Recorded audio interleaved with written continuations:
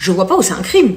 C'est, oui, ok, bah, là-bas on aura une vie plus tranquille, plus en sécurité, plus paisible, voilà. Et en plus de ça, bah, les impôts, il n'y en a pas. Sachez que je pense que dans les temps à venir, il y aura des impôts en plus à Dubaï. Enfin, mais bref, quoi qu'il en soit, on s'en fout. C'est pas le sujet. Mais voilà, pour dire, en fait, encore une fois, c'est tout amené sous une autre forme qui n'est pas forcément la bonne pour tout le monde. Donc ça commence à gaver. J'ai vu une vidéo récemment sur TikTok d'une jeune fille que je ne connais absolument pas. Hein. Je sais même pas si elle est connue en fait, je pense même pas, qui disait aujourd'hui les objectifs de tous les jeunes qui sont nés en 2000, 2001, 2002, 2003, 2004, c'est de partir de la France, aller à Dubaï, aller en Suisse, aller à Londres, aller au Canada, aller en Australie. Ouais, ok, d'accord. Donc du coup, est-ce que on les blâme eux aussi? Non, on les blâme pas. Ça fait peur la France, oui. Moi j'adore d'où je viens du sud, j'adore Cannes, j'adore Nice. Je trouve ça magnifique. Pour moi, il n'y a pas un plus beau paysage sur terre que cet endroit-là. Je rêve là dans ce moment d'aller à Cannes. J'ai trop envie, mais c'est vrai que ça me coûte de l'argent parce que je mets une grosse sécurité en place, parce que payer des agents de sécurité dans toute la baraque, ça coûte cher, et plein d'autres raisons en fait en réalité, donc qui n'ont rien à voir encore une fois et publiquement et avec la justice et fiscalement et tout ça et tout ça. Moi et Laurent n'avons absolument pas de soucis. Voilà, donc ce que je voulais juste vous informer, c'est que j'en ai jusqu'à ici, et que je pense qu'on utilise l'image de mon mari à mauvais escient. Je pense qu'on l'accable comme l'effigie de ce nouveau milieu qu'ils ont découvert, et entre nous soit dit, je pense que si tout le monde d'un coup s'intéresse autant à toutes ces choses comme les pronos, le trading, le je sais pas quoi et tout, c'est parce qu'ils se disent qu'ils peuvent prendre de l'argent dessus, hein, pas parce que ça les intéresse plus que ça. Je pense pas que les influenceurs en soient des sous-merdes. Personnellement, je me suis retirée depuis très très longtemps. On me reproche en permanence, Jazz, où es-tu? Mais je me suis retirée depuis très longtemps parce que ça me casse les couilles de devoir me justifier que je suis pas une merde. Parce que j'en suis pas une à la base. Encore une fois, je suis devenue influenceur contre mon plein gré et pas de mon plein gré, et je vais vous expliquer pourquoi. Aujourd'hui, les jeunes font en sorte de devenir connus sur les réseaux sociaux pour faire de l'argent. Exemple, ils veulent être connus sur TikTok pour faire des TikTok, je sais pas, je connais pas très bien, des lives, des placements de produits, tout ça. Ok, Instagram pareil, les meufs, elles font des photos de fous. J'ai l'impression que c'est un magazine parce qu'elles veulent avoir des followers, devenir connues et se trouver des mecs riches. Ok, on est là, on se suit jusqu'à là. Nous, en tout cas, les gens issus de mon milieu, on faisait de la télé, on n'avait même pas de réseaux sociaux. Personnellement, j'avais fait Qui veut épouser mon fils, Les Anges 8 et La Villa des Cœurs brisés 2. Je n'avais même pas de Snapchat ou d'Instagram. J'avais pas.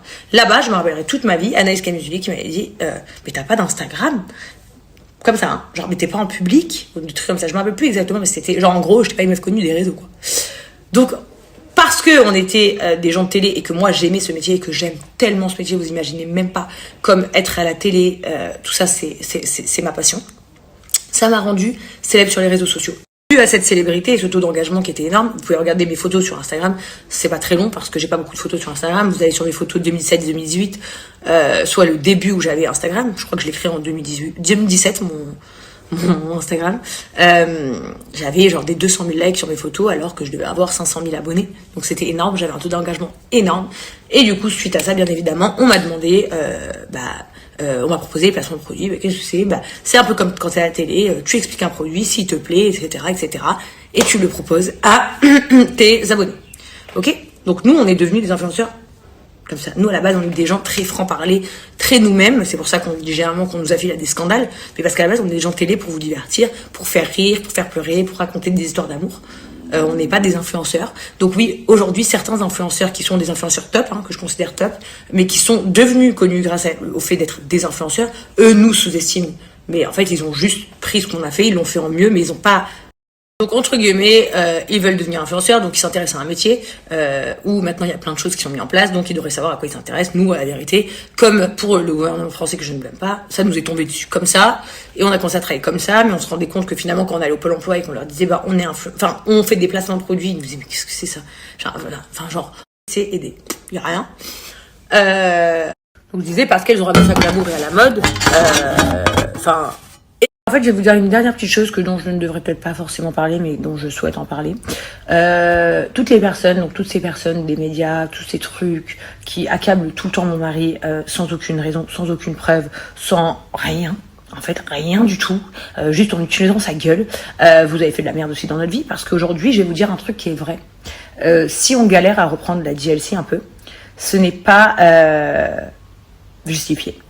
Tout simplement. Aujourd'hui, pas notre production connaisse toute notre vie, mais la chaîne elle a un peu peur de produire de la DLC à cause des petits scandales qui éclatent par-ci par-là, souvent concernant ces histoires concernant mon mari, qui sont faussées et fausses et prouvées des milliers de fois.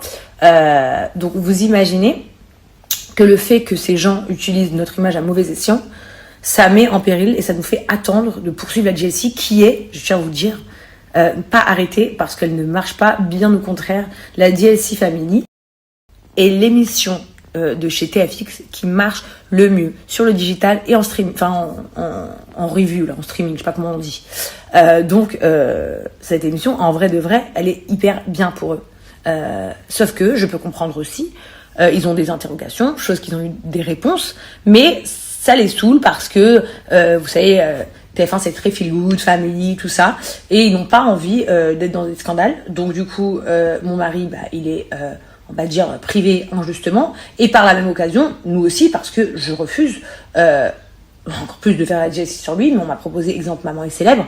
Là, la chaîne n'avait aucun problème à ce que je sois avec les enfants, n'avait aucun problème avec la production. Bon, après, je vais pas vous mentir, Laurent voulait pas du tout faire Maman est célèbre. Mais j'ai décidé que non. Parce que en fait, je vais pas régresser pour moi, hein, dans le sens où j'adore Maman est célèbre, parce qu'en plus, c'est beaucoup de mes copines. Parce que je veux dire, j'ai ma propre émission, ça me fait chier d'aller partager une émission, et encore plus sans mon mari, sans une raison valable et justifiée. Voilà. Ça. Aujourd'hui, encore une fois, donc là je vais me faire tirer à balle, mais c'est pas grave parce que c'est une réalité. Quand même, Maman est célèbre, c'est arrivé après la DLC, ça a été un peu inspiré. Quand la DLC elle arrivait à la mode, c'était les Anges et les Marseillais qui étaient à la mode, et la DLC, puis plus les Anges, c'était les Marseillais, le reste du monde et la DLC. Aujourd'hui, les Marseillais eux-mêmes ont fait un truc, c'est la famille ou la family ou je sais pas quoi. Les Kevin et Carla, ils ont essayé de faire la Gage Family ou je sais pas quoi. Enfin, toutes ces choses-là, ils ont été inspirés de la DLC Family, mais après, la DLC Family, c'est la DLC Family, parce que nous, tout ce qu'on a montré, c'est notre réelle vie. On a réellement une vie de ce niveau-là, de ce train-là. On a réellement ces personnalités-là. On a accepté de faire le deuil sur nos Snapchat. Laurent a fait le deuil sur son Instagram. Moi, j'utilise mon Instagram rarement. La vérité, je les utilise plus pour des petites collabs, pour montrer des trucs mignons, des restos, des hôtels, vous montrer des paysages, vous mettre des petites citations, mais je raconte plus ma life parce que j'ai plus le goût à ça. On est privé de notre émission alors qu'elle marche très bien, sans aucune raison. Donc en fait, juste le truc, c'est est-ce que vous pourriez nous lâcher la grappe? Ça serait génial. Et vraiment, on vous en remercie du fond du cœur si cela pourrait être possible. Parce que je pense que ce qui va finir, c'est que je vais juste sortir un gros billet de mon compte en banque et prendre un avocat. Enfin, j'ai un avocat, mais je sais pas si c'est ce genre de truc, mais voilà. En tout cas, prendre mon avocat et attaquer tout le monde, en fait, parce que ça devient du harcèlement contre Laurent et de l'abus d'image et de la publicité mensongère à son égard. Et j'en ai putain de marre. Voilà, et je suis prête carrément hein, pour vous dire à quel point. Et alors en vrai je m'en tape tellement que ça me saoule. Mais invitez-nous, moi et Laurent, à la Maison Blanche. Voilà, je pense tout simplement qu'on mérite aussi d'être protégés. Ils sont traités par exemple de sale noire, donc ça c'est des gens de ma famille. Hein.